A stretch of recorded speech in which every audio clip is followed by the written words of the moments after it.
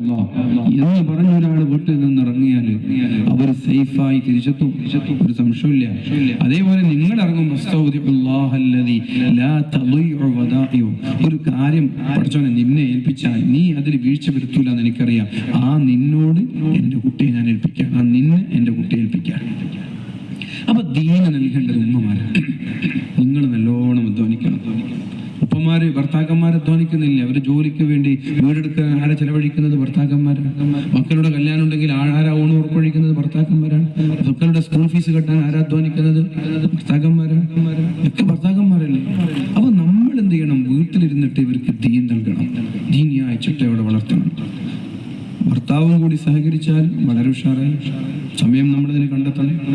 Excuse പറഞ്ഞ്, ഇളവ് പറഞ്ഞ്, ഒഴിവ് കഴിവ് പറഞ്ഞ് നമ്മൾ വിടാൻ പാടില്ല.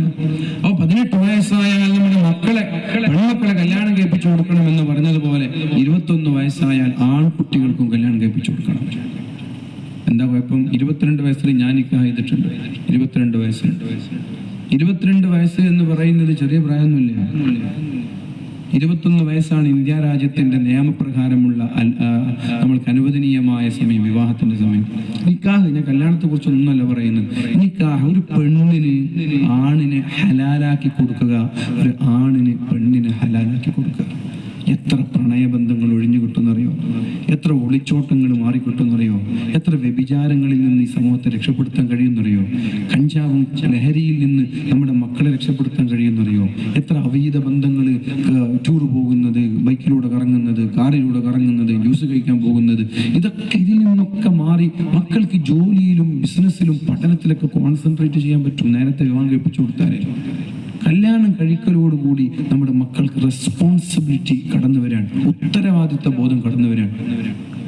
കല്യാണം കഴിക്കുന്നത് വരെ അവർക്കറിയുന്നത് ഷവർമ റോളിന് എത്ര, ഷവർമ പ്ലേറ്റിന് എത്ര എന്നറിയാം. കല്യാണം കഴിച്ചാൽ അവർക്ക് ഉള്ളിയുടെ വില അറിയും, തക്കാളിയുടെ വില അറിയും, പഞ്ചസാരയുടെ വില അറിയും. എന്തുകൊണ്ടാണ്? അതാണ് റെസ്പോൺസിബിലിറ്റി കൂടാന്ന് പറയുന്നത്, ഉത്തരവാദിത്വ ബോധം കൂടാന്ന് പറഞ്ഞത്. ഇപ്പൊ നിങ്ങളൊന്ന് കറണ്ടിന്റെ ബില്ലെടുക്കാൻ പറഞ്ഞാൽ പോലെ അവരെ കിട്ടൂല. കല്യാണം കഴിയലോടുകൂടി അവർ ഉത്തരവാദിത്വ ബോധമുള്ള ആളുകളായിട്ട് മാറും. അപ്പൊ മക്കളെ നന്നാക്കാനുള്ള എളുപ്പ വഴി വേഗം കല്യാണം കഴിപ്പിച്ചു കൊടുക്കുക. അല്ലാതെ ഈ വേദ കൊണ്ടൊന്നും, ഈ വേദന ഏത് മക്കൾ എവിടെ ഉള്ളത്? ആരെ വേദ കേൾക്കാൻ വന്നത്? നാട്ടിലുള്ള തമ്മാടിത്തരങ്ങൾ ചെയ്ത് നടക്കുന്ന ആരെങ്കിലും വേദ കേൾക്കാൻ വരാറുണ്ടോ? പിന്നെ നമ്മളിങ്ങനെ തൊണ്ട പൊട്ടിച്ചിട്ട് വേദ പറഞ്ഞിട്ട് എന്താ? ഏതെങ്കിലും ലിബറലിസ്റ്റുകൾക്കും ഫ്രീ തിങ്കേഴ്സിനും ഫെമിനിസ്റ്റിനും അത് ക്ലിപ്പുണ്ടാക്കി ഫേസ്ബുക്കിൽ കളിയാക്കാനും ട്രോളാനും ഉള്ളൊരു ടൂളാകുന്നല്ലാതെ ഈ വേദ കൊണ്ട് എന്ത് ഉപകാരമുള്ളു? നിങ്ങൾ തൊണ്ട പൊട്ടിച്ചിട്ട് വഴിതെറ്റുന്ന യുവാക്കളെ കുറിച്ച് ഇങ്ങനെ വേദ പറയും. കഞ്ചാവ് അടിക്കുന്ന ആരായി വേദന വരിക? തോന്നിവാസികളും തമ്മാടികളായ ആരാ അവിടെ വേദന വന്നിട്ടിരിക്കുക? ഇവിടെ വന്ന കുറച്ച് വയസ്സന്മാരായ ആൾ, കുറച്ച് മുത്താലിങ്ങളുണ്ട്. ഇവരോട് ഞാൻ എന്തിനാ കഞ്ചാവിനെ കുറിച്ച് പറയുന്നത്? ഇവരോട് ഞാൻ എന്തിനാ കള്ളുകൂടിയെ കുറിച്ച് പറയുന്നു? വയസ്സായി മരിക്കാൻ കിടക്കുന്ന ഇവരോട് ഞാൻ എന്തിനാ വ്യഭിചാരത്തെ കുറിച്ച് പറയുന്നു? അപ്പൊ ഇത് കേൾക്കുന്ന ആളുകളിൽ അതിനെ പറ്റി ആളുകൾ ഉണ്ടെങ്കിലല്ലേ കാര്യമുള്ളൂ. അപ്പൊ അതുകൊണ്ട് ഈ വേദ കൊണ്ടൊന്നും മാറ്റമുണ്ടെന്ന് എനിക്ക് തോന്നുന്നില്ല. വന്നാൽ മാറ്റം വരും, വേദന ഇരുന്നാൽ മാറ്റം വരും, വേദ കേട്ടാലും മാറ്റം വരും. അങ്ങനെ മാറി ഒരുപാട് ആളുകളുണ്ട്. പക്ഷേ വിവാഹമാണ് പരിഹാരം. വിവാഹമാണ്. നിങ്ങൾക്ക് എന്തെങ്കിലും കുഴപ്പമുണ്ടോ? എന്തെങ്കിലും പ്രശ്നമുണ്ടോ? നമ്മളെ മക്കള് നേരത്തെ കല്യാണം കഴിച്ചാൽ എന്തെങ്കിലും കുഴപ്പമുണ്ടോ? ആർക്കെങ്കിലും ഉണ്ടോ? 21 വയസ്സാകുമ്പോൾ കല്യാണം കഴിച്ചാൽ ഉപ്പമാർക്കും ഉമ്മമാർക്കും വല്ല ബേജാറും ടെൻഷനൊന്നും ഉണ്ടോ? നിങ്ങൾക്ക് എന്തെങ്കിലും പ്രശ്നമുണ്ടോ? അവർ പഠിച്ചോട്ടെ, കല്യാണം കഴിഞ്ഞതിന് ശേഷം പഠിച്ചോട്ടെ. പഠനം മരിക്കുന്നത് വരെ തുടരാനുള്ള ഒരു പ്രക്രിയയാണ്. മരണം വരെ നമ്മൾ പഠിക്കണം. ഞാൻ ഇപ്പോഴൊരു സ്റ്റുഡൻ്റാണ്, ഇപ്പോഴും ഞാനൊരു വിദ്യാർത്ഥിയാണ്. മരിക്കുന്നത് വരെ നമ്മൾ പഠിച്ചുകൊണ്ടിരിക്കുക. നമ്മൾ ആരും പഠിച്ച് പൂർത്തിയാവില്ല. ചില ആൾ പഠിച്ചു കഴിഞ്ഞു എന്ന് പറയും. ചെസ്റ്റൊക്കെ വന്നിട്ട് ഞാൻ പഠിച്ചു കഴിഞ്ഞു. എന്താ പഠിച്ചു? ഡിഗ്രി പഠിച്ച കുറേ പഠിച്ചു കഴിഞ്ഞു. MBBS കഴിഞ്ഞാൽ തന്നെ എല്ലാം പഠിച്ചു കഴിഞ്ഞു എന്നൊക്കെ പറയാൻ പറ്റും. MD ആയ ആൾക്ക് പറയാം. അയാൾ അപ്ഡേറ്റ് ചെയ്തുകൊണ്ടേയിരിക്കണം. കാര്യങ്ങൾ ഇങ്ങനെ അപ്ഡേഷൻ വരികയാണല്ലോ ഓരോ മേഖലയിലും. ടീച്ചിങ് മേഖലയിൽ അപ്ഡേഷൻ ഉണ്ട്, മെഡിസിൻ മേഖലയിൽ അപ്ഡേഷൻ ഉണ്ട്. മരുന്നുകൾ മാറി മാറി വരാണ്. ഒരു കാലത്ത് പറയുന്നു പാരസിറ്റമോൾ കഴിക്കണം, വേറെ കാലത്ത് പറയുന്നു പാരസിറ്റമോൾ കഴിച്ചുകൂടാം, വേറെ കാലത്ത് ഡോള് വരുന്നു, പിന്നെ പറയുന്നു ഡോള് കഴിച്ചാൽ നിങ്ങൾക്ക് അറ്റാക്ക് ഉണ്ടാവും. അങ്ങനെ പല അസുഖങ്ങളും. ചില കാലത്ത് പറയുന്നു പൊറോട്ട കഴിക്കണം, ചില കാലത്ത് പൊറോട്ട കഴിക്കാൻ പാടില്ല. അങ്ങനെ എന്തൊക്കെയോ അപ്ഡേഷനുകൾ വരുന്നു. ഞാനെല്ലാം പഠിച്ചു എന്ന് പറഞ്ഞിങ്ങനെ മസിൽ പിടിച്ച് വെക്കാൻ പറ്റും? ഇല്ല. ഒരാൾക്കും പഠിച്ചിട്ട് പൂർത്തിയാവലില്ല. മരിക്കുന്നത് വരെ നമ്മളെല്ലാവരും വിദ്യാർത്ഥികളാണ്. അപ്പോ വളരെ പ്രധാനമായി ശ്രദ്ധിക്കേണ്ടത് ഇന്നത്തെ വിഷയത്തിന്റെ ഒരു ക്യാപ്സ്യൂൾ, ഒരു ആകത്തുകയായി ഞാൻ പറയുന്നത്, 18 വയസ്സായാൽ നിക്കാഹ് ചെയ്തു കൊടുക്കുക പെൺകുട്ടികളെ, 21 വയസ്സായാൽ ആൺകുട്ടികൾക്കും നിക്കാഹ് ചെയ്തു കൊടുക്കുക. രണ്ടുപേരുടെയും പഠനം പൂർത്തീകരിച്ചതിന് ശേഷം വിവാഹം ചെയ്യുക. ഒരൊറ്റൊരു ഹദീസും കൂടി പറഞ്ഞ് ഞാൻ നിർത്താം. അല്ലാഹുവിന്റെ ഹബീബായ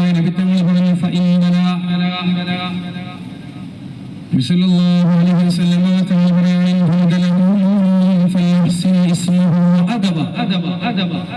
നിങ്ങൾക്കൊരു കുഞ്ഞുണ്ടായാൽ നിങ്ങൾ അവർക്ക് നല്ല പേരിട്ട് കൊടുക്കണം, മക്കളുണ്ടായാൽ നല്ല പേരിട്ട് കൊടുക്കണം. ഈ അടുത്ത് വളരെ രസകരമായൊരു സംഭവമുണ്ട്. ഉസ്താദ് ഹിമാർ എന്ന് പേരിട്ടാൽ എന്തെന്ന് വല്ലാഹി കടവറയല്ല, അടുത്തിട്ട് സംഭവിച്ചൊരു സംഭവമാണ്. എന്നോടല്ല, വേറൊരു ഉദവി സുഹൃത്തിന്. ഹിമാർ എന്ന് സുംബലില ചർച്ച മുതലെന്ന് അറിയില്ല അല്ലെ, ഹിമാർ എന്ന് പേരിട്ടാൽ എന്താ ചോദിച്ചു. അപ്പൊ അയാള് പറഞ്ഞു കഴുതാന്ന് പറഞ്ഞു. അപ്പൊ മറ്റാൾ ചോദിക്കാണ്, നിങ്ങളൊക്കെ എന്നെ കളിയാക്കാണോ? മറ്റാൾ ഇങ്ങനെ കളിയാക്കാണോ? അല്ല മനുഷ്യ, ഹിമാർ എന്ന് പറഞ്ഞാൽ കഴുതയാണ് അർത്ഥം എന്നയാൾ രണ്ടാമത് അർത്ഥം ചോദിച്ചു. ഇത് പറ്റും, നിങ്ങളെ മോനെ കഴുതാന്ന് വിളിച്ചാൽ മതിയോ? അപ്പൊ ഈ രീതിയിൽ പേര് ഹിമാർ, അർത്ഥമില്ലാത്ത പേരുകളൊക്കെ നമ്മൾ ഇടുന്നതിന് പകരം നല്ല പേര് നമ്മുടെ മക്കൾക്ക് ഇട്ടുകൊടുക്കുക. അദബും പഠിപ്പിച്ചു കൊടുക്കുക. എന്താ അദബ്? അദബ് എന്ന് പറഞ്ഞാൽ എന്താ? നബി തങ്ങളെ സ്നേഹിക്കാൻ പഠിപ്പിക്കുക. നബി തങ്ങളുടെ കുടുംബത്തെ സ്നേഹിക്കാൻ പഠിക്കുക. തങ്ങന്മാരെ സ്നേഹിക്കുക, തങ്ങന്മാരെ ആദരിക്കുക. സോഷ്യൽ മീഡിയകളിലൊക്കെ സയ്യിദന്മാരെ കടിച്ചു തിന്നുന്നൊരു സ്വഭാവത്തിൽ നിന്ന് നമ്മൾ വിട്ടു നിൽക്കുക. തങ്ങന്മാരാരായാലും, ഏത് തങ്ങന്മാരായാലും നബി തങ്ങളുടെ രക്തമാണ് അവരിലൂടെ ഓടുന്നത് എന്നൊരു ചിന്ത ഉണ്ടാവുക. രാഷ്ട്രീയ വൈരാഗ്യം കൊണ്ടോ സംഘടന വൈരാഗ്യം കൊണ്ടോ തങ്ങന്മാരെ ഇടിച്ചു താറ്റുന്ന എഴുത്തുകളോ വാക്കുകളോ നമ്മുടെ ഭാഗത്ത് നിന്ന് ഉണ്ടാവാൻ പാടില്ല. തങ്ങന്മാരെ നമ്മൾ റെസ്പെക്ട് ചെയ്യുക. മൂന്നാമത്തേത് ഖുർആൻ പഠിപ്പിക്കുക. ഇതാണ് അദബ് എന്ന് പറയുന്നത്. ഖുർആൻ പഠിപ്പിക്കുക. ഖുർആൻ പഠിപ്പിക്കുമ്പോൾ അതിന്റെ അർത്ഥം മനസ്സിലാക്കണം, അർത്ഥം കൂടി പഠിപ്പിക്കണം. എങ്കിലേ പല പ്രശ്നങ്ങൾക്കും പരിഹാരം ഖുർആനിലൂടെ കണ്ടെത്താൻ കഴിയും. എന്നിട്ട് പറഞ്ഞു, മക്കൾക്ക് നിങ്ങൾ നല്ല പേരിട്ട് കൊടുത്തു, അദബ് പഠിപ്പിച്ചു കൊടുത്തു എന്നാൽ ആ കുട്ടിക്ക് പ്രായപൂർത്തിയായാൽ വിവാഹം ചെയ്തു കൊടുക്കണം. പ്രായപൂർത്തിയായാൽ കല്യാണം കഴിപ്പിച്ചു കൊടുക്കണം. എന്നിട്ട് അല്ലാഹുവിന്റെ ഹബീബായ നബി തങ്ങൾ പറയാണ്, പ്രായപൂർത്തിയായി കല്യാണം കഴിപ്പിച്ചു കൊടുത്തില്ല, തെറ്റ് ചെയ്താൽ, പ്രായപൂർത്തിയായ ഒരു പെൺകുട്ടി കല്യാണം കഴിഞ്ഞില്ല, ആ പെണ്ണ് തെറ്റ് ചെയ്തു. എന്താ തെറ്റ് ചെയ്യാനുള്ള സാധ്യത? പ്രേമിക്കും, ചാറ്റ് ചെയ്യും, വീഡിയോ കോൺഫറൻസ് നടത്തും, കൂടെ കറങ്ങാൻ പോകും. ആൺകുട്ടി എന്താ ചെയ്യും? ഇതേപോലെ പ്രേമിക്കും, ചാറ്റ് ചെയ്യും, കൂടെ കറങ്ങാൻ പോകും, റൂമെടുക്കും. അങ്ങനെ പല സംഭവങ്ങളുണ്ട്. ഈ കല്യാണം പ്രായപൂർത്തിയായിട്ടും കല്യാണം കഴിയാത്തതിന്റെ പേരിൽ ഇവർ ചെയ്യുന്ന തെറ്റു വല്ലതും ചെയ്താൽ അവര് ചെയ്യുന്ന തെറ്റിന്റെ ഉത്തരവാദി മാതാപിതാക്കളായിരിക്കുമെന്നും ആ തെറ്റിനുള്ള ശിക്ഷ മാതാപിതാക്കൾക്ക് ലഭിക്കുമെന്നും പരിശുദ്ധ റസൂലുള്ളാഹി. അപ്പൊ 4 മക്കളുണ്ട്, 4 മക്കളും പ്രണയിച്ച് നടക്കുകയാണെങ്കിൽ 4 ആളുകളുടെ വ്യഭിചാരത്തിന്റെ ഭാരമായിട്ട് മാതാപിതാക്കൾ സ്വർഗത്തിലേക്ക് നരകത്തിലേക്ക് പോകേണ്ടി വരും. വേണോ? മക്കളുടെ തെറ്റിന് നമ്മൾ ഏറ്റെടുക്കണോ? അതുകൊണ്ട് മക്കളെ സമയമാകുമ്പോൾ പെട്ടെന്ന് നിക്കാഹ് ചെയ്തു കൊടുക്കുക, പെട്ടെന്ന് വിവാഹം ചെയ്തു കൊടുക്കുക. പൈസ ഇല്ല എന്ന് പറഞ്ഞിട്ട് വിവാഹം വൈകണ്ട. അല്ലാഹ് പറഞ്ഞു, വഅൻകിഹുൽ അയാമ മിൻകും വസ്സാലിഹീന മിൻ ഇബാദികും വഇമാഇകും ഇൻ യകൂനു ഫുഖറാഅ യുഗ്നിഹിമുല്ലാഹു മിൻ ഫദ്ലി. അല്ലാഹ് അറിയാ നിങ്ങൾ പൈസ ഇല്ല എന്ന് പറഞ്ഞ് ഒഴിവ് കഴിവ് പറയും, എക്സ്ക്യൂസ് പറയും. അപ്പോൾ തന്നെ പടച്ചോൻ പറഞ്ഞു, ഇൻ യകൂനു ഫുഖറാഅ യുഗ്നിഹിമുല്ലാഹ്, നിങ്ങൾക്ക് പൈസ ഇല്ലെങ്കിൽ ഞാൻ നിങ്ങൾക്ക് പൈസ തരാം. കല്യാണം കഴിക്കലോടുകൂടി അല്ലാഹു നിങ്ങളെ സമ്പത്ത് നൽകി, ഐശ്വര്യം നൽകി അല്ലാഹു നിങ്ങളെ അനുഗ്രഹിക്കും. ഖുർആന്റെ ആയത്താണ്. അല്ലാഹു ലാ യുഖ്ലിഫുൽ മിആദ്, അല്ലാഹു വാക്ക് ലംഘിക്കുന്നവനല്ല. അപ്പോൾ സാമ്പത്തികമായി പ്രയാസമുണ്ടെന്ന് പറഞ്ഞ് കല്യാണം വൈകരുത്.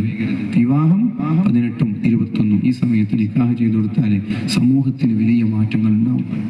വലിയ വിദ്യാഭ്യാസ മേഖലയിലും സാംസ്കാരിക മേഖലയിലും ആദർശ മേഖലയിലും ഒക്കെ വലിയ മാറ്റങ്ങൾ നമ്മുടെ നാട്ടിൽ കാണാൻ കഴിയും. അല്ലാഹു സുബ്ഹാനഹു വ തആല തൗഫീഖ് നൽകട്ടെ എന്ന് പ്രാർത്ഥിച്ച് ഞാൻ എൻ്റെ വാക്കുകൾ ഉപസംഹരിക്കുകയാണ്. ഒരു സഹോദരി സ്വർണം ഇവിടെ തന്നിട്ടുണ്ട്. മരിച്ചുപോയ ഉപ്പ